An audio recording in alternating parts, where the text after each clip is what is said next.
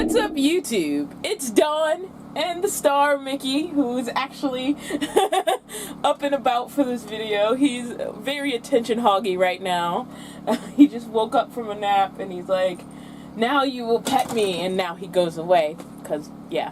I think he knows when I'm talking to the camera and he's like, screw it. After trying to get him off of, he was sitting on my laptop. I'm knocking things down. And I've been trying to get him off my laptop for like an hour, and I finally consented to pet him and just start shooting this. And now as soon as I shoot the video, he's like, bye, see ya. He's up on the bed right now. Let's see. There he goes. I have a bunch of stuff charging on the edge of the bed just because it's convenient to charge that stuff there. It's some of the things I use at night just so I don't use as much battery electricity. But anyway, that's not what this video is about. What this video is actually about is the bed. The day that I actually got a bed in here after months and months and months of sleeping on the floor. So, like a lot of things in this BoxTruck project, I had a vague idea of what I wanted for a bed. I always knew I wanted a loft bed over top of the doorway that passes into the cab. Like, that was always the plan. Now, I did not expect it to end up being this high because I only had a vague idea again of how I was going to build it. Again, all I knew was loft bed over top of the doorway, and so whatever landed on the bottom needed to be over top of the doorway. Now, there's factors I didn't take into account. For one, underneath here I actually have a what's called a bunkie board. Now, I don't know how many people have heard of this, but a bunkie board is basically something that you use on a bunk bed to sort of give yourself a surface to put a mattress on so it doesn't just fall down, because sometimes with a bunk bed all you get is the bracing, and so it stands in place of basically having a thin bunk bed box spring. So that's what a bunkie board is for, and I knew I wanted to take that and kind of attach it to the actual structure of the BoxTruck, and that was an important part. I'm a big girl, I'm not tiny, and so, excuse me, I wanted to make sure there was enough stability for me to sleep all of my weight this high in the air. A lot of people seem to have concerns about having a loft bed, but I personally love it. Like, I love bunk beds as a kid. I love that the bed is up out of the way, and I love that underneath the bed I have the bathroom on one side, which is that side, and then on this side I have clothing storage. Now, this area with the clothing storage is not all that sophisticated. Honestly, it's just bins because I ran out of time, so I didn't have time to really build proper storage, so I just use bins. I do plan, that's one of my big revision projects I'd like to get to in the future, but that's not what this video is about. Let's talk about the actual structure of the bed. So as mentioned, I pretty much bought my bunkie board early, unpacked it, and put it together inside of the storage unit and just let it sit around until I was ready for it. As you can see, my wall panels are still in the storage unit at this time, and they're not even painted yet. So this was way before I even did that install.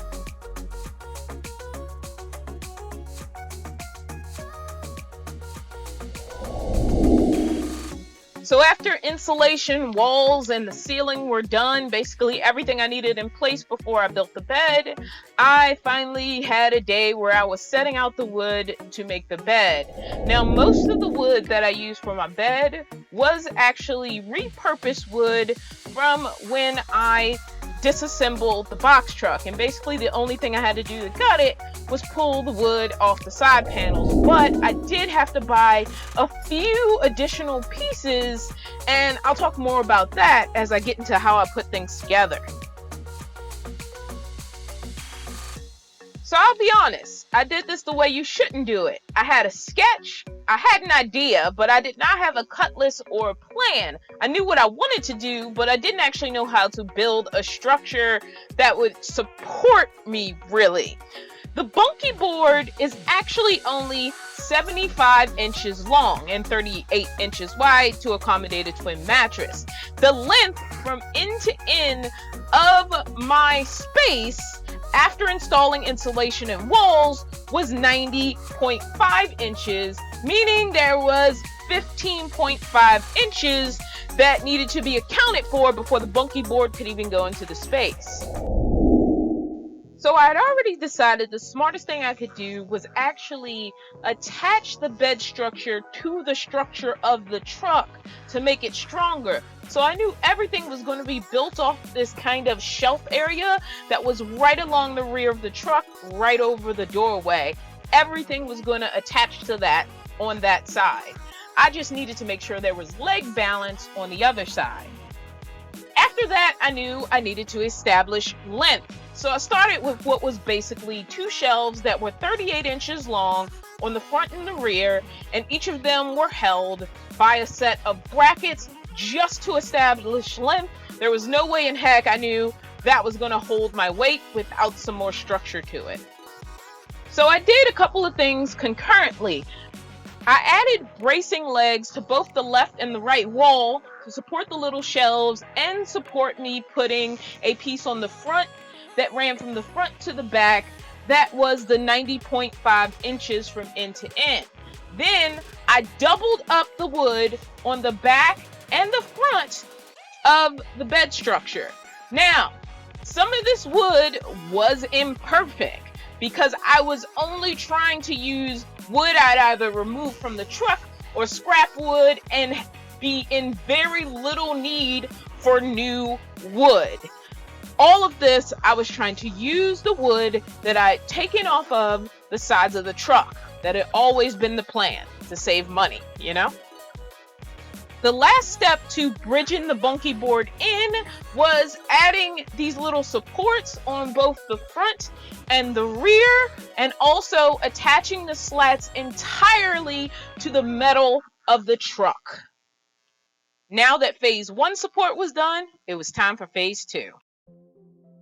So one thing I did spend money on, and more money than I had to spend at the time because like most builds I was going broken over budget, were these two thick pieces of bracing wood that I was going to use as the inner legs that would bridge the doorway on the other side of the bed. They were super thick, super heavy, super hard to cut, and very not cheap.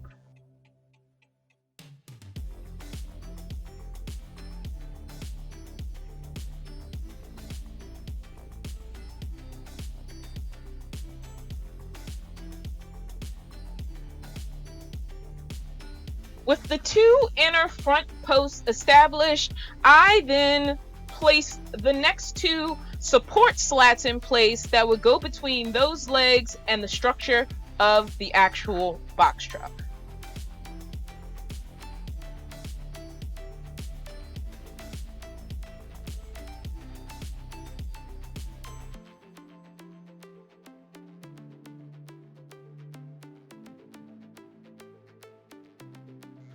Now it was time to add the actual bunkie board to the structure and make sure that it fit properly.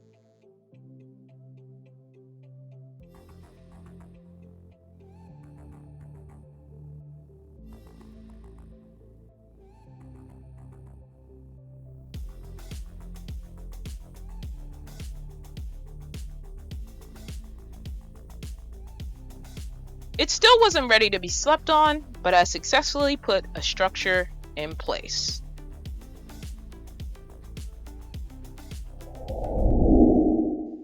Now I just needed to get it all stable and sleepable.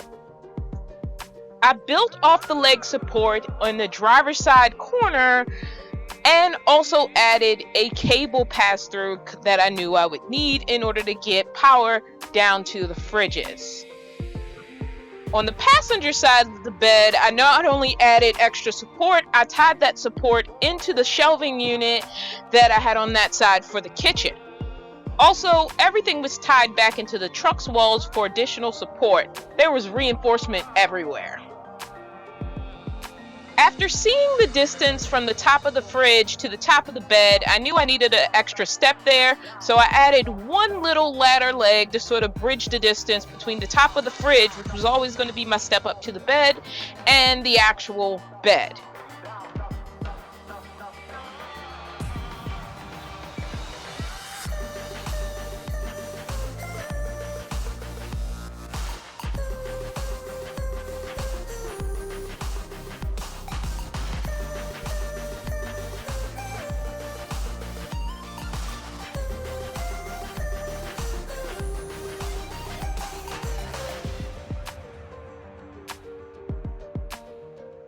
Then I added the mattress, threw my sleeping bag up there, and of course, the king tested the bed first.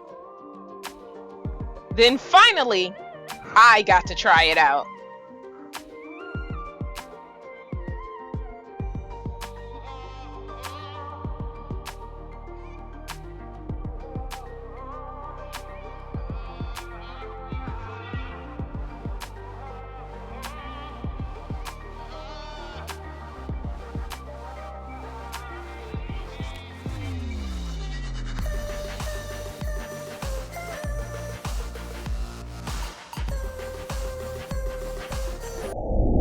So I did laundry today, and as you can see, I have some folded up blankets.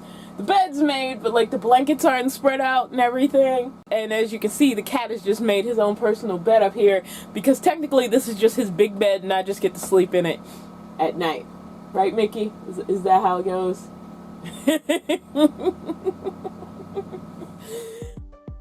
Thank you for joining me for yet another video. As you know, I've been sleeping on this bed for months and it's held up. It doesn't wiggle, it doesn't wobble. Like, I have this thing so secured to the structure of the truck, I don't think it's going anywhere. I haven't had any problems that I'm worried about.